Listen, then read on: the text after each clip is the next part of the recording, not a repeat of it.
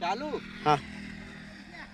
बहुत बहुत स्वागत है। हम लोग इस समय मोरानीपुर में हैं और हम लोग सपरार बांध के चलते हुए आए हैं। उसके अगल बगल गड़मऊ नदी जिस कहते हैं गांव वाले, लगभग हम लोग उसी एरिया में हैं। एक हम लोग को बहुत ही प्यारा ये मिला है, बैलगाड़ी। बहुत छोटा सा बैलगाड़ी है, बिल्कुल यूनिक और एकदम नया। पता नहीं किसी ने छोड़ा है बना के या क्या है।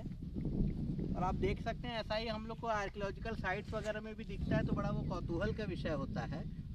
मुझे लगता है ये शायद बच्चों को बैठा के चलाने के लिए है या किसी वृद्ध को ऐसे घुमाने टहलाने के लिए। काफ़ी अच्छी स्थिति में है ये, बढ़िया एकदम चल भी रहा है, आप देख सकते हैं।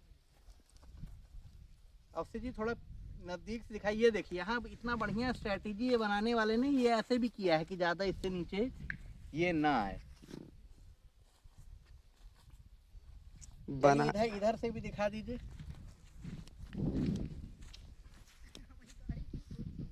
बस चलो, जय हिंद।